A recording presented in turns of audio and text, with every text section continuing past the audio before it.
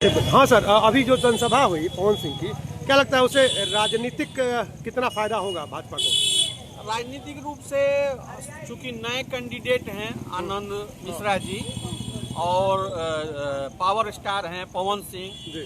तो उनको लेकर के नए बच्चों में उत्साह जरूर आया है और जन जन में जो लोग नए हैं नया कुछ ऑप्शन ढूंढ रहे हैं कि हमको अच्छा कुछ दिखे जी। तो उस अनुसार उम्मीदवार जो हैं वो आनंद मिश्रा जी सही आए हैं। थोड़ा सा बीजेपी ने देर किया, एक बैग टपकाया, थोड़ा पहले से कभी भी अनाउंस कीजिए तो पहले से अपने उम्मीदवार को अनाउंस कीजिए, नहीं तो वो आपको किसी को टपका दीजिएगा तो वो वोट चोरी मांगा जाएगा। तुरंत आए और भरे और तुरंत जीत करके चले गए, जनता को पता ही नहीं। लेकिन जिस तरह से पूरा किला मैदान भरा हुआ था, लोग दौड़ रहे थे, उसे देख के आप क्या कहेंगे? मतलब ये सारे नहीं, अभी तो जन जन में सब लोग एकदम जा रहे हैं, लेकिन अभी बक्सर के विकास में बहुत कुछ करना बाकी है जी। पहली बात है कि यहाँ पर आप रास्ते में चलते चलते आपको गंध आएगा। जी। क्या क्या ये हिंदू धर्म की नगरी है जी। रास्ते में आज से 20 साल पहले यहाँ पर मस्जिद के सामने कोई मीट मछली का मुर्गा का दुकान नहीं था, अब सब दुकान लग रहा है। जी। हर जगह इंक्रोचमेंट है, रोड पर चलते चलते लोग थूकते हैं और उसी गंदगी में हमेशा आ रहे हैं जा रहे हैं, पक्ष से थूकेंगे फिर आगे बढ़ेंगे, फिर थूकेंगे आगे बढ़ेंगे। तो ये सब कहीं भी आपको बक्सर में ग्रीन बक्सर और साफ सुथरा बक्सर या अवेयरनेस नाम की कोई चीज नहीं है। लाखों करोड़ों रुपया नगर पालिका द्वारा खर्चा किया जा रहा है, लेकिन जो सफाई कर रहे हैं या जो सफाई करवा रहे हैं उनको स्वच्छता क्या होती है, कितना उसका लेवल है स्वच्छता का उनको मालूम ही नहीं। केवल कचरा झाड़ दिए हटा दिए वही स्वच्छता है। अच्छा, मॉनिटरिंग भी लगता है कि नहीं करा पा रहा है? मॉनिटरिंग भी उतना ढंग से नहीं, जब किसी को आना रहता है तो बहुत तेजी के साथ अच्छा से सफाई उफाई होता है, उसका पूरा यूज प्रयोग नहीं किया जा रहा है। वैसे काम पहले से आप प्रगति में हैं, लेकिन जो लेवल होना चाहिए अभी वो दिख नहीं रहा है। वैसे अभी नगर पालिका ने बहुत अच्छा काम किया है, पूरा बक्सर में लाइट, पानी और सड़क, ये इतना काम किया है कि जनता तो नगर पालिका पर खुश है। अब उसमें गुणवत्ता है ना है वो बाद की बात है। लेकिन यहाँ विधायक जी को तो लोग कहते हैं किला वाले बाबा है, किला पे बैठे रहते हैं, उतरते ही नहीं है, जनता का दर्द जानते ही नहीं है। दर्द जनता का दर्द वो चूंकि विरोधी पार्टी से विधायक रहे हैं, मतलब कांग्रेस सत्ता उनकी नहीं रही है। अब नगर पालिका के लोगों के पास अरबों का फंड है, विधायक के पास कितना फंड है? 5 करोड़। वो कितना काम अपना करा सकते हैं, ये भी बात है। हाँ, विधायक 10 साल से रहे हैं तो इसमें कहीं दो मत नहीं है।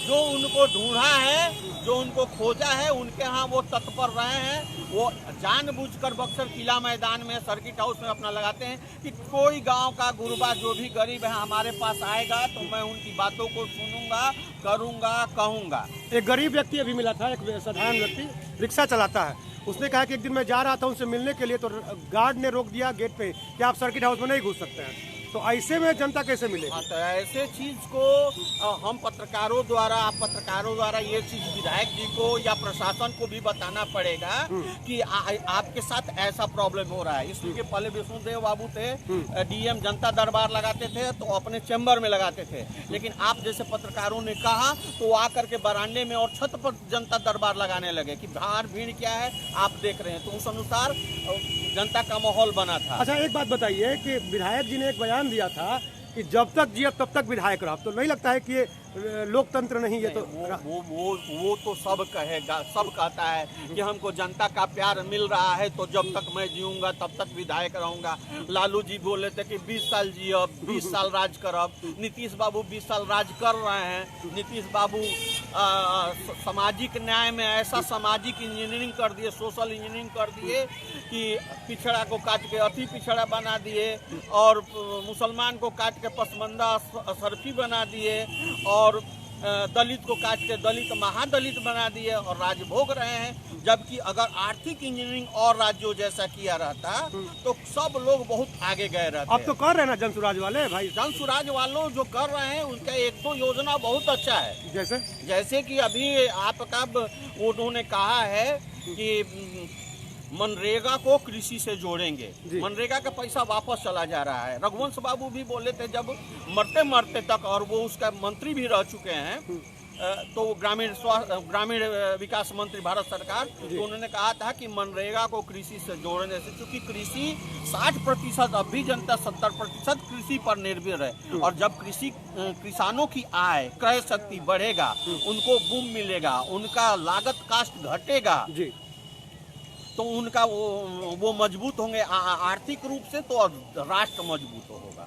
किसानों को क्या लाभ हो सकता है? जैसे मनरेगा के मजदूरों को तो लाभ होगा, लेकिन किसानों को क्या लाभ हो सकता है? किसानों को लाभ हो गया, जैसे कि मान लीजिए हम आलू की खेती करते हैं जी, प्याज की खेती करते हैं जी, तो हम भिंडी की सब्जी की खेती 1 बीघा की है, 2 बीघा प्याज की खेती की हम बंद कर दिए। क्यों कि एक तो मुझको मजदूरा नहीं मिल रहा था, मजदूरा मिला, हमने खेती कराया, लेकिन मेरा कॉस्टिंग इतना ज़्यादा आ जा रहा था, और बाजार में जब हम बिक्री करने जा रहे थे तो हमको वो वैल्यू नहीं मिल पाया, मूल्य नहीं मिल पाया। तो जब मूल्य नहीं मिलेगा हमको, तो फिर आगे से हम खेती को नहीं कर पाएंगे, और जब खेती नहीं करेंगे तो उत्पादन कम होगा, तो उस चीज़ को बाहर से लोग आयात करना चाहेंगे, वो हतोत्साहित हो जाएगा। तो हमेशा कृषि को, उत्पादन को प्रोत्साहित करना है। जैसे अभी गेहूं को हतोत्साहित किया जा रहा है, चना और रहर दाल और तिलहन को प्रोत्साहित किया जा रहा है। तो समय समय पर सरकार अपना योजनाएं बनाती रहती है, जैसे कि चना का या रहर और तिलहन का जो भी बढ़ाया जाता है MSP, तो 7-8% बढ़ाया जाता है, जबकि गेहूं का 4%, धाने का 4% बढ़ाया जाता है।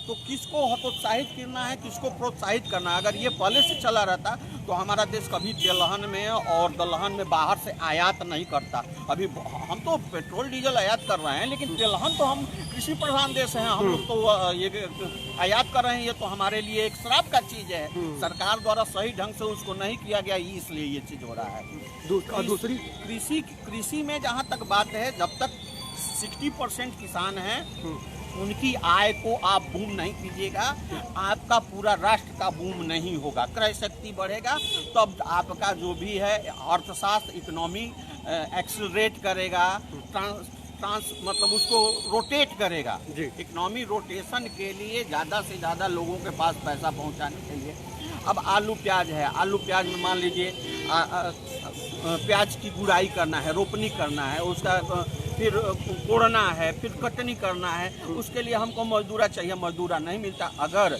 उसको कृषि से जोड़ दिया जाए तो फिर हमारा जो पैसा वापस लग जाए, किसानों को कॉस्टिंग घट जाएगा, प्याज अच्छा से उत्पादन होने लगेगा, तो प्याज, टमाटर, जितनी भी सब्जियां सस्ती हो जाएंगी, और मनरेगा के मजदूरों को आपका ये भी मिलने जाएगा। हम जब उत्पादन हो रहा है चावल गेहूं का, तभी हम फ्री में बांट रहे हैं। अगर नहीं होता तो नहीं फ्री में बांट सकते थे। उसी तरह से जब खाने का चीज़ सब लोग सोना नहीं, चांदी नहीं, खाना ही खाता है, सब्जी ही खाएगा, अनाज ही खाएगा, तो इसका उत्पादन नहीं रहेगा, तो फिर हम अच्छा से आगे नहीं बढ़ सकते। दूसरी योजना कौन सी उनकी अच्छी लगी आपको? बोल रहे हैं। तो आज का जो ये था माहौल था, उसे देख के लग रहा है कि मतलब लहर जो कह रहे थे, जो चर्चा थी, वो बदल रही है। निश्चित लहर जो है वो एनडीए के पक्ष में है, चाहे वो आपका डुमराव हो, वहाँ पर ब्रह्मपुर हो, राजपुर, हाँ, बसपा इसमें जगह बना रही है। बसपा अच्छे लोगों को भी दे रही है टिकट, लेकिन वो कितना क्या कर सकते हैं, वो जनसुराज भी इस बार तो थोड़ा मान लीजिए पहला प्राथमिक में है, सेकंड में हमारे कांशीराम जी ने कहा था कि पहला चुनाव आप हराने के लिए लड़िए, दूसरा चुनाव हारने के लिए, और तीसरा चुनाव जीतने के लिए। तो निसंदेह जनसुराज भी उसी पथ पर अग्रसर है।